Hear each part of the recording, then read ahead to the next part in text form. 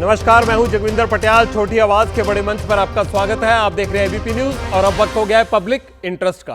पहला परीक्षण NEET paper leak पर चल रही सुप्रीम सुनवाई का होगा। सुप्रीम कोर्ट में आज चौथी बार सुनवाई हुई। 24 लाख कैंडिडेट्स को उम्मीद थी कि कोर्ट में आज कुछ बड़ा होगा, लेकिन आज भी उन्हें तारीख ही मिली। कोर्ट में आज एनटीए की 3 गलतियां मानी गई। क्या है एनटीए की वो 3 गलतियां? नीट पर फाइनल फैसला कब आएगा? और अगर रीनीट हुआ तो क्या 24 लाख कैंडिडेट्स का होगा या सिर्फ 13 लाख का? जानने के लिए बने रहिए पटियाल के साथ। दूसरा परीक्षण दुकानदारों की मजहब वाली नेम प्लेट का होगा। सुप्रीम कोर्ट ने यूपी और उत्तराखंड सरकार के उस फरमान पर रोक लगा दी है जिसमें कांवड़ यात्रा के रास्ते पर आने वाली खाने पीने की सभी दुकानों के बाहर मालिकों के नाम लिखने के आदेश दिए गए थे। सुप्रीम कोर्ट ने दुकानदारों और सरकारों के क्या क्या कहा, आपको क्या क्या चीजें माननी होंगी, इसको देखने के लिए आप मेरे साथ बने रहें। और तीसरा परीक्षण कर्नाटक सरकार के उस प्लान का करेंगे जिसमें इंसान को मशीन बनाने की तैयारी है। कॉर्पोरेट सेक्टर में सिद्धारमैया सरकार 14 घंटे की शिफ्ट वाला नियम लाने जा रही है। क्या यह नियम कर्नाटक के प्राइवेट कर्मचारियों को मंजूर होगा? लेबर लॉ से जुड़े इस नियम के कितने फायदे हैं और कितने नुकसान? चौथा परीक्षण महाराष्ट्र सरकार की लापरवाह कथा का होगा। तीर्थ दर्शन कराने के लिए सरकार ने नई स्कीम लॉन्च की जिसमें पोस्टर का चेहरा उस बुजुर्ग को बना दिया जिसके पिछले 2 साल से उसके परिवार ने ही दर्शन नहीं किए। लापता आदमी कैसे सरकारी पोस्टर बॉय बना, यह जानने के लिए बने रहिए मेरे साथ।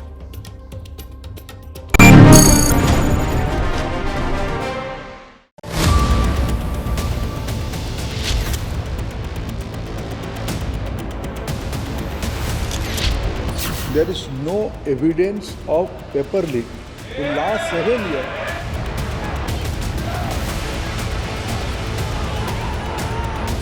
the Indian examination system is a fraud.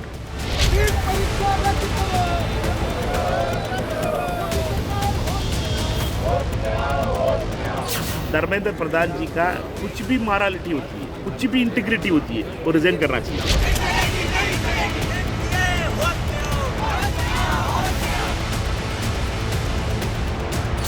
ये मंत्री जी रहेंगे तो न्याय नहीं मिलेगा बच्चों को। वे बच्चे जो नीट को लेके इंसाफ मांग रहे, उनका आवाज दबाया जा रहा है।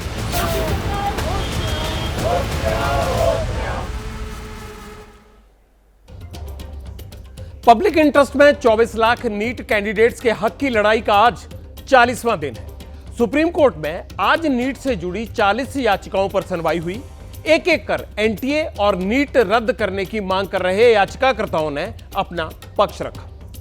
सुप्रीम कोर्ट में नीट मामले की आज ये चौथी सुनवाई थी। पहली सुनवाई 8 जुलाई को हुई थी, दूसरी सुनवाई 11 जुलाई को हुई थी और तीसरी सुनवाई 18 जुलाई को हुई थी। इधर सुप्रीम कोर्ट में सुनवाई चल रही थी तो उधर देश की संसद में नीट पर हंगामा हो रहा था। सुप्रीम कोर्ट किस तरह से इस पूरी मामले में आगे बढ़ रहा था, उसी तरह से आरोप प्रत्यारोप का सिलसिला संसद में भी लग रहा था, क्योंकि मानसून सत्र के पहले दिन शिक्षा मंत्री नीट में हुई गड़बड़ी पर बोल रहे थे तो विपक्ष उनके इस्तीफे की मांग कर रहा था।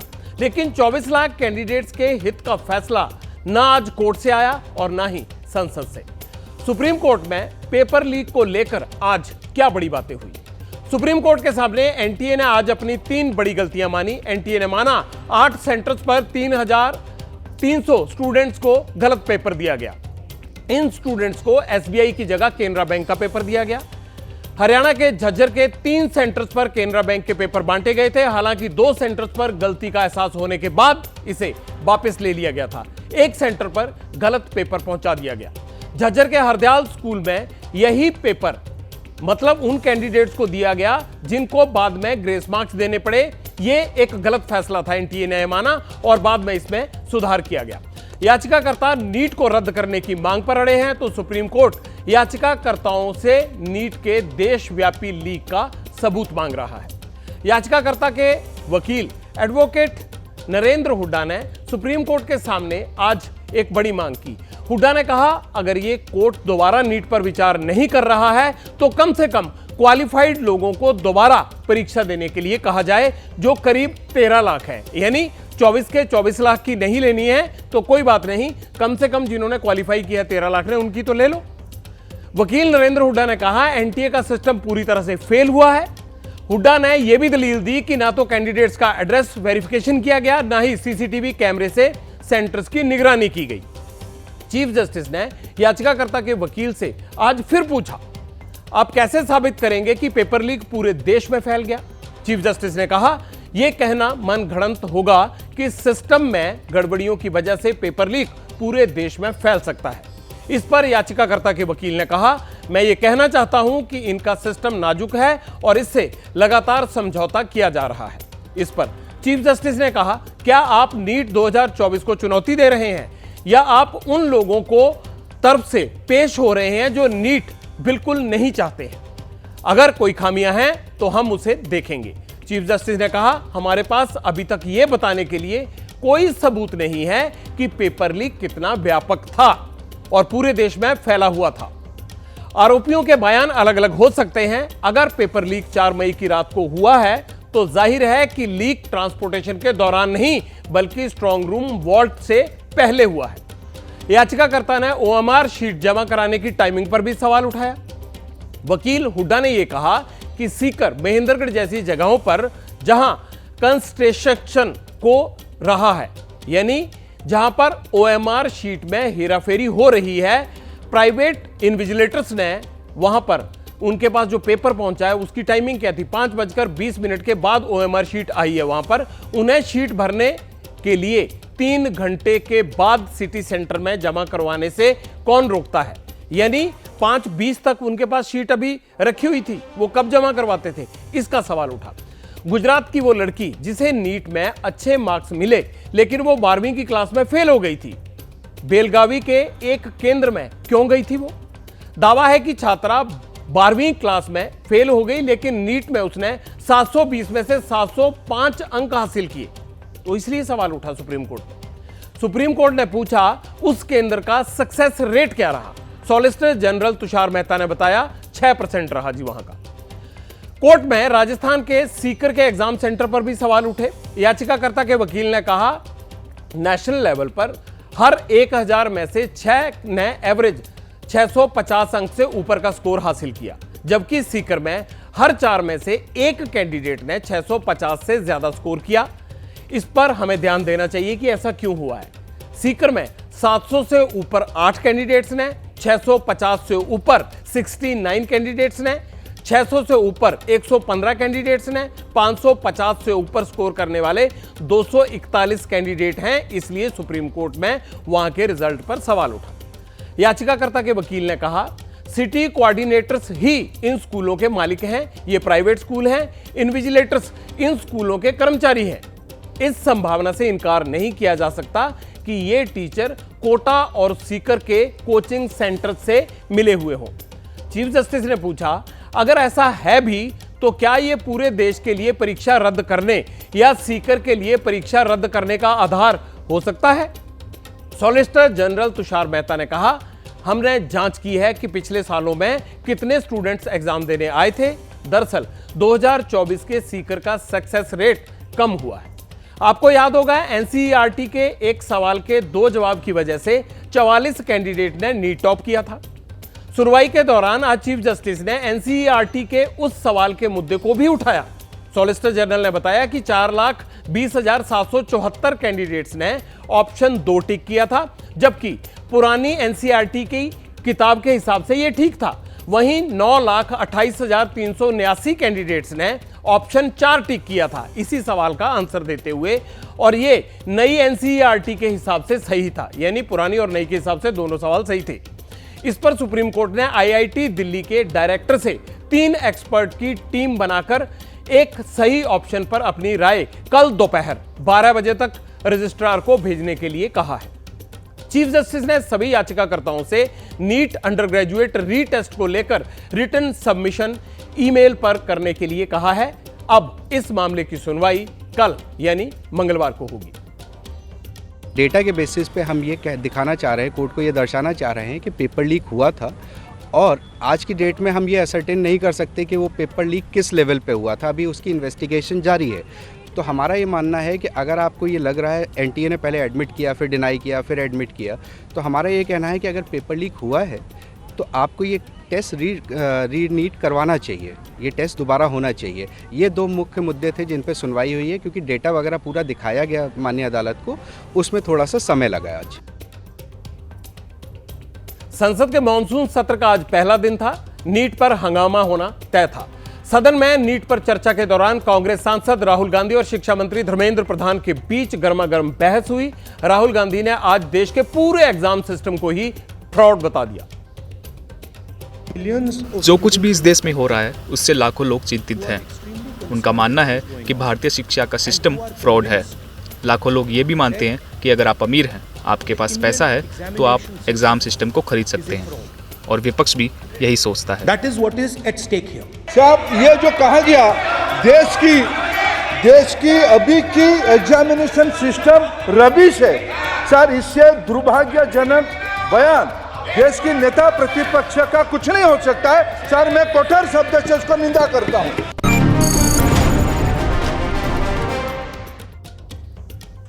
पब्लिक इंटरेस्ट में आप पटियाल उत्तर प्रदेश और उत्तराखंड सरकार के उस फैसले का परीक्षण करेगा जो सुप्रीम कोर्ट की दहलीज पर आज औंधे मुंह गिर पड़ा। कांवड़ यात्रा के दौरान दोनों राज्यों में दुकानदारों को दुकान के बाहर नेम प्लेट लगाने का हुक्म दिया गया था। सरकार ने दुकानदार की पहचान उजागर करने के इस आदेश को इसलिए जारी किया था ताकि कांवड़ियों को उससे कोई असूलियत ना हो, लेकिन सुप्रीम कोर्ट ने योगी और धामी सरकार के इस फैसले पर अंतरिम रोक लगा दी है। सुप्रीम कोर्ट ने माना है कि कोई सरकार दुकानदार को अपनी पहचान बताने के लिए मजबूर नहीं कर सकती।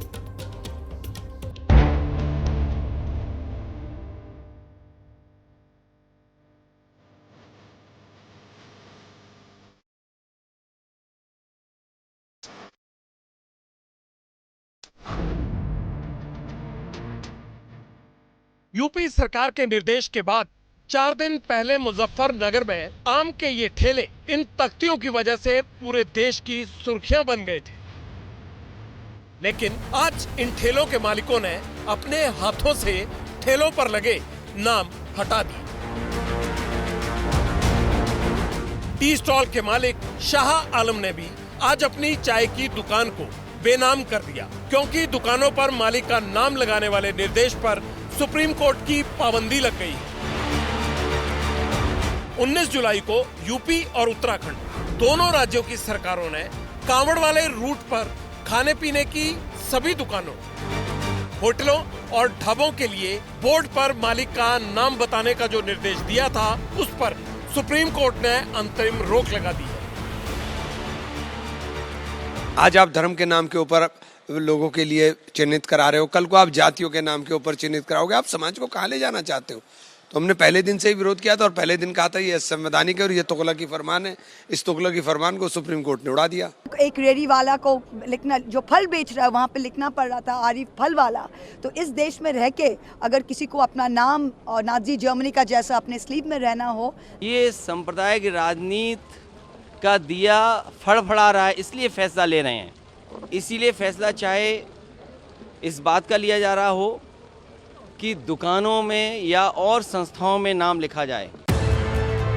सुप्रीम कोर्ट ने आज के अपने आदेश में ये बात साफ कर दी है कि होटल, ढाबे और दुकानों पर मालिकों के लिए अपना नाम लिखना जरूरी नहीं है। राज्य सरकार किसी पर भी अपना नाम प्रदर्शित करने के लिए जोर नहीं डाल सकती। दुकानदारों के लिए सिर्फ अपने होटल या ढाबे का मेन्यू बताना जरूरी है और जो कुछ परोसा जाएगा वो वेजिटेरियन है या नॉन वेजिटेरियन, इसकी जानकारी देनी होगी। जिन दुकानदारों ने बोर्ड बदल लिए, उन्होंने सुप्रीम कोर्ट के आदेश के बाद राहत की सांस ली है। जिन्होंने अब तक बोर्ड नहीं लगाए थे वो खुश हैं, लेकिन ऐसे भी होटल मालिक और दुकानदार हैं जिन्हें दुकान के बाहर नाम लगाने वाले सरकारी निर्देश पर कोई ऐतराज नहीं है। नाम तो मेरे चेहरे पे है लिखा हुआ, उसमें तो कोई बात ही नहीं है। लिखवा रखा है अपने ठेले पे पहले नाम। अच्छा हाँ, अपने प्रतिष्ठान के बाहर अपना नाम लिखिए, तो मैं इसमें कोई बुराई नहीं समझता। मुझे एक अच्छा सुझाव लगा और मैं उसका स्वागत करता हूँ। सुप्रीम कोर्ट ने उस पर रोक लगा दी, वो एक अलग विषय है। मैं अपना प्रोपराइटर जैसे आप लिखते हैं, आप हैं, हमें अपना नाम लिखते हैं, नीचे साइन करता है ना, ऐसे तो होता है कोई भी चीज़ है, तो बोर्ड लगाने में क्या बुराई थी कोई। जिन लोगों के लिए यूपी और उत्तराखंड की सरकार ने नेम प्लेट जरूरी वाला फरमान जारी किया था, यानी कांवड़िए, उन्हें भी इस बात में कोई दिक्कत नहीं है कि उनके रास्ते में पड़ने वाले होटल, ढाबों और दुकानों पर मालिकों का नाम नहीं मिलेगा। कोई जरूरत नहीं है वोट की, वैसे हम खाना खा लेते हैं, रुकते हैं। हाँ, कोई नाम लेके नहीं खाते हैं। दिक्कत नहीं है, हमें कोई इतराज नहीं है। देखो, जो अपनी मन में श्रद्धा होती है वो लगाने वाला है।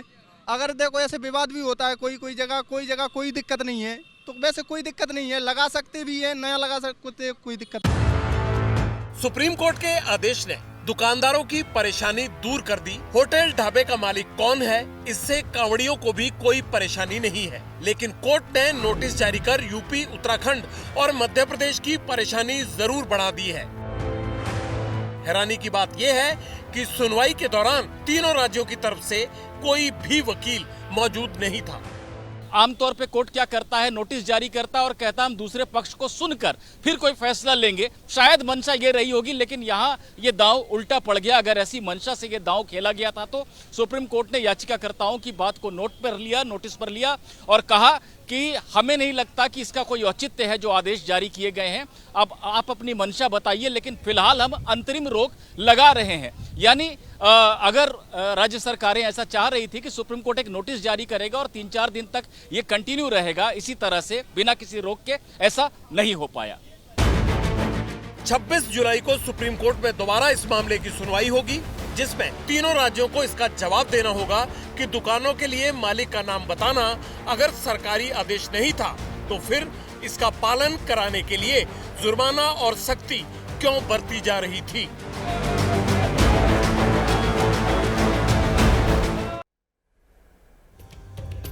मजहब नहीं सिखाता आपस में बैर रखना, हिंदी है हम वतन है हिंदुस्तान हमारा। हमने भी यही कहा था और शायद सुप्रीम कोर्ट का आज का जो अंतरिम रोक का फैसला है वो भी इसी लाइन पर आया है। अब सरकारों को देखना है। खैर, पब्लिक इंटरेस्ट में अब पटियाल इंसान को मशीन बनाने वाले प्लान का परीक्षण करेगा। देश में कोई भी कंपनी वर्कर्स से मैक्सिमम 9 घंटे तक काम करवा सकती है, लेकिन कर्नाटक में 14 घंटे वाली शिफ्ट का प्रपोजल रेडी है। आईटी और टेलीकॉम कंपनीज की डिमांड पर सिद्धारमैया सरकार हफ्ते में 4 दिन काम का ऑर्डिनेंस ला सकती है। इसके लिए कर्नाटक सरकार शॉप एंड एस्टेब्लिशमेंट एक्ट 1961 में संशोधन पर विचार कर रही है। कंपनियों के प्रस्ताव हैं क्या, और अगर सरकार कंपनियों के प्रस्ताव को मंजूर करती है तो कानून क्या बनाएगी, तो ऐसे में होगा क्या, अब पटियाल से यह समझ लीजिए। एक हफ्ते में 70 घंटे काम का प्रपोजल है। हफ्ते में 4 दिन की शिफ्ट होगी और 3 दिन छुट्टी। रोजाना कर्मचारी को 14 घंटे की शिफ्ट करना मैंडेटरी होगा, नहीं तो सैलरी कटेगी। 14 घंटे वाली शिफ्ट पर कानून बनने से पहले ही इसका विरोध भी शुरू हो गया है। प्रपोजल का विरोध आखिर क्यों हो रहा है, 2 तस्वीरों के जरिए इसे समझिए। यह सिद्धारमैया सरकार पर सवाल भी उठाते हैं और उसके फैसले को कटघरे में भी खड़ा करते हैं। पहली तस्वीर 17 जुलाई की है। कर्नाटक सरकार ने कन्नड़ भाषियों को प्राइवेट जॉब्स में 100% आरक्षण देने का ऐलान किया। विवाद बढ़ा तो सिद्धारमैया सरकार को यह फैसला वापस लेना पड़ा। दूसरा मुद्दा 14 घंटे वाली शिफ्ट का है, जिस पर सरकार और कंपनीज के बीच बैठक चल रही है। विधेयक आने से पहले ही इसका विरोध शुरू हुआ। सिद्धारमैया सरकार 4 दिन काम और 3 दिन आराम वाली थ्योरी पर क्यों वर्क कर रही है? ऐसा करने की नौबत आखिर क्यों आई? कंपनियों की दलील क्या है? अब पटियाल से यह जानिए। पहला पॉइंट है, कर्नाटक के आईटी और बीपीओ सेक्टर में सरकार के सामने 14 घंटे वाली शिफ्ट का प्रस्ताव रखा गया। दूसरा पॉइंट, कंपनियों का दावा है कि इससे प्रोडक्शन लेवल बेहतर होगा। तीसरा पॉइंट, मैन पावर का सही यूज हो पाएगा और कर्मचारियों पर वर्क प्रेशर घटेगा। लेकिन भले ही कर्नाटक सरकार कंपनियों की थ्योरी में सब चंगा देख रही हो, लेकिन 14 घंटे वाली शिफ्ट का विरोध क्यों हो रहा है? कर्नाटक वर्कर एसोसिएशन को इससे आपत्ति क्यों है? दिक्कत कहां है? अब पटियाल विरोध की कुछ बड़ी वजह आपको बताएगा। पहली वजह है, काम के घंटे बढ़ने से वर्क शिफ्ट कम हो जाएंगी। कंपनियों को 3 की जगह 2 शिफ्ट का सिस्टम लागू करने का मौका मिल जाएगा। वजह नंबर 2, शिफ्ट कम होने से 1/3 कर्मचारी बेरोजगार हो जाएंगे, क्योंकि कंपनियों को छंटनी करने का मौका मिल जाएगा। वजह नंबर 3, 14 घंटे काम करने से वर्कर की हेल्थ पर बुरा असर पड़ेगा। प्राइवेट सेक्टर अगर वर्कर से ओवरटाइम या फिर ओवरशिफ्ट करवाता है तो वो सेहत के लिए कितना खतरनाक होता है। कर्नाटक वर्कर एसोसिएशन ने सरकार को इससे जुड़ी एक रिसर्च रिपोर्ट सौंपी है। यह रिपोर्ट कहती है कि आईटी सेक्टर के 45% वर्कर डिप्रेशन और मेंटल हेल्थ से जुड़े हुए इश्यूज फेस कर रहे हैं, जबकि 55% अन्य स्वास्थ्य प्रभावों का सामना कर रहे हैं। कर्नाटक वर्कर एसोसिएशन का आरोप है कि सिद्धारमैया सरकार और कंपनियां वर्कर को इंसान नहीं बल्कि मशीन समझती हैं। अब सवाल यह है कि क्या 14 घंटे काम करने से इंसान मशीन बन जाएगा? वर्कलोड कितना घातक हो सकता है? पटियाल ने यह सवाल सृजन अस्पताल के डायरेक्टर बीबी अग्रवाल से पूछा। सुनिए वो क्या कहते हैं। 14 घंटे काम करने में व्यक्ति की निश्चित रूप से शारीरिक सारे अवयव, सारे अंग शिथिल हो जाएंगे। उनकी कार्य आउटपुट जो है उस तरह से नहीं मिल सकता। 8 घंटे तक की ड्यूटी तो अच्छी है, 8 घंटे तक व्यक्ति अपना मैक्सिमम आउटपुट दे सकता है, लेकिन उससे ज़्यादा काम करने पर उसकी कार्य क्षमता भी कम होगी और निश्चित रूप से वो उसके शारीरिक मानसिक स्वास्थ्य के लिए बहुत ही हानिकारक होगा। देश के लेबर लॉ क्या कहते हैं? अब पटियाल ने इसकी मोटी मोटी बातें निकाली हैं, आप भी जान लीजिए। एक दिन में कोई भी कंपनी 9 घंटे से ज्यादा काम नहीं करा सकती। हफ्ते में 48 घंटे काम कराने का नियम है। 15 मिनट भी अगर कोई ओवरटाइम करता है तो उसे 100% भुगतान जरूरी है। नियमों का उल्लंघन करने पर कंपनी का लाइसेंस रद्द हो सकता है। लेबर लॉ 2021 में ये सारे प्रावधान हैं। फिर 14 घंटे शिफ्ट वाला नियम कैसे बन सकता है? देश में दोहरा मापदंड कैसे हो सकता है? लेबर लॉ के एक्सपर्ट इस पर क्या कहते हैं, आप उनको सुनिए। कर्नाटक सरकार ये जो प्रावधान लाने की कोशिश कर रही है, ये जल्दबाजी में और बिना सोचे समझे लाया हुआ प्रावधान लग रहा है। कई सारी राज्य सरकारों ने काम के घंटों को बढ़ाने का प्रयास किया था, लेकिन उसके बाद जब इंटरनेशनल लेबर ऑर्गेनाइजेशन ने इसका विरोध किया तो ये जो प्रयास थे ये वापस ले लिए गए। मुझे लगता है कि कर्नाटक सरकार का जो ये प्रयास है उसका भी यही हश्र होगा।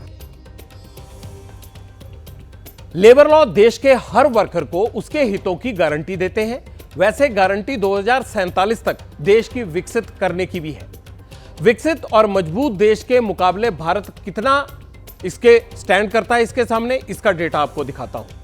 भारत में एक वर्कर हर साल औसतन 2480 घंटे काम करता है, जबकि अमेरिका में 1892 घंटे काम करता है, जापान में 1903 घंटे काम करता है, ब्रिटेन में 1866 घंटे काम करता है और जर्मनी में 1782 घंटे काम करता है। संविधान राज्य सरकारों को नियम बनाने की आजादी देता है, लेकिन पटियाल का मानना यह है कि ऐसे नियम नहीं होने चाहिए जो रोजगार की जगह बेरोजगारी की गारंटी दे। कर्नाटक वर्कर एसोसिएशन यही दावा कर रही है।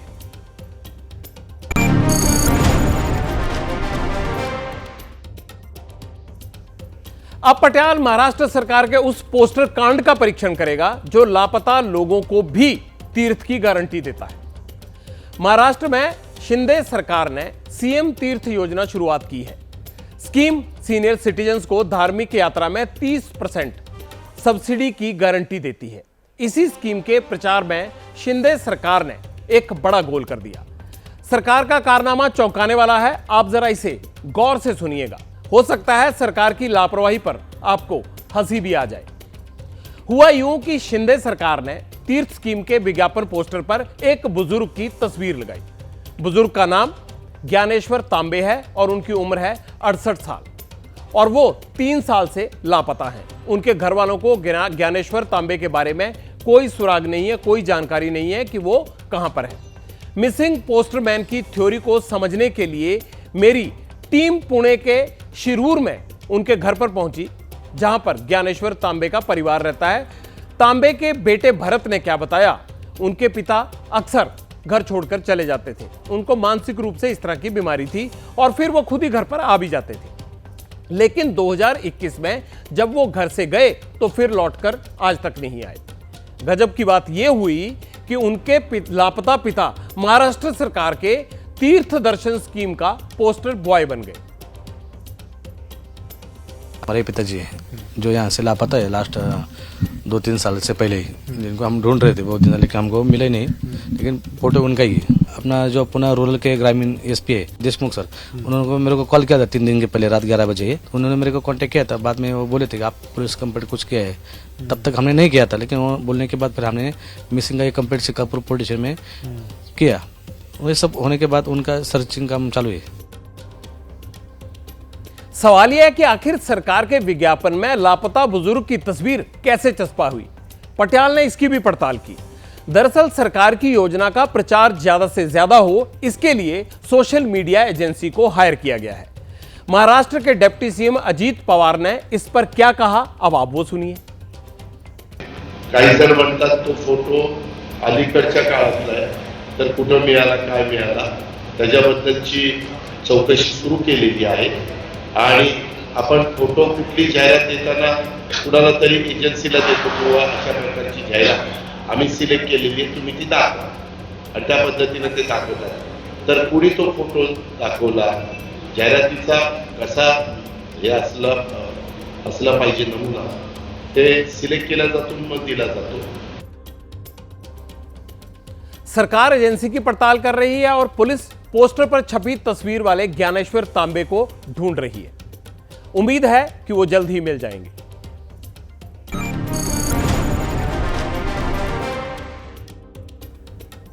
अब पटियाल सुपर लीडर के इलेक्शन का परीक्षण करेगा। इस परीक्षण के लिए मैं आपको भारत से 12,650 किलोमीटर दूर अमेरिका लेकर चलूंगा। अमेरिका में होने वाले राष्ट्रपति चुनाव में बड़ा डेवलपमेंट हुआ है। सुपर लीडर की रेस से राष्ट्रपति जो बाइडेन बाहर हो गए हैं। बाइडेन प्रेसिडेंट का चुनाव नहीं लड़ेंगे। बाइडेन ने खुद चुनाव ना लड़ने का ऐलान किया है।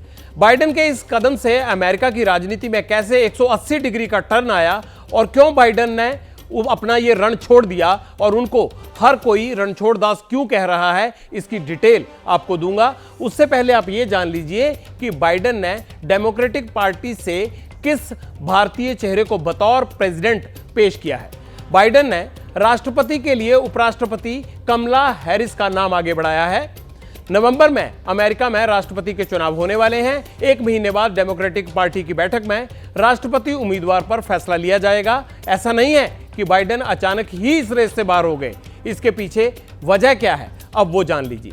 डेमोक्रेटिक पार्टी के कई नेता राष्ट्रपति रेस से बाइडेन को बाहर करने के लिए अपनी नाराजगी जता रहे थे कि इनको जिस तरह से कैंपेन में ये हिस्सा ले रहे हैं वो ट्रंप से पिछड़ते हुए दिख रहे हैं। जून में ट्रंप के साथ प्रेसिडेंशियल डिबेट में बाइडेन का प्रदर्शन बेहद खराब रहा। वहीं से बाइडेन का मुश्किल वक्त शुरू हुआ। जो बाइडेन 81 साल के हैं। बीते वक्त कई वीडियो ऐसे वायरल हुए उनके, जिसमें सार्वजनिक मंच से उनका लोगों का नाम भूल जाना, कई बार बाइडेन लड़खड़ाते दिखे। ऐसे में बाइडेन की उम्र और उनकी हेल्थ एक बड़ा फैक्टर माना जा रहा है कि उनको दोबारा से पार्टी प्रेसिडेंट के तौर पर पेश नहीं करना चाहती। दूसरी तरफ रिपब्लिकन पार्टी के ट्रंप फुल जोश में हैं। कई सर्वे में बाइडेन ट्रंप से आगे कुछ भी नजर नहीं आ रहे हैं, यानी बहुत पिछड़ते हुए दिख रहे हैं।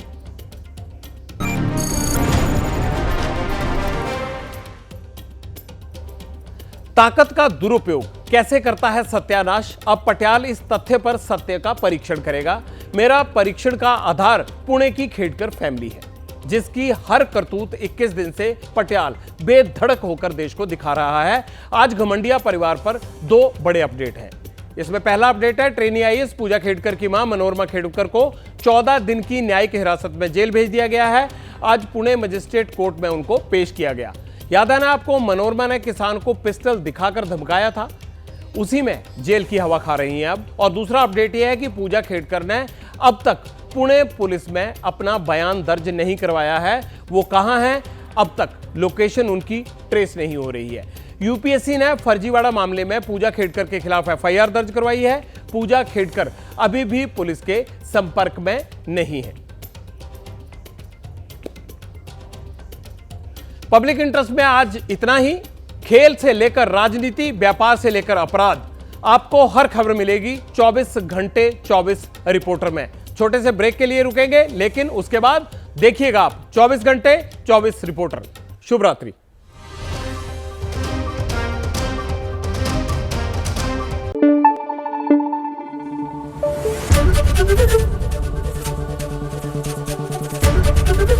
एबीपी न्यूज आपको रखे आगे।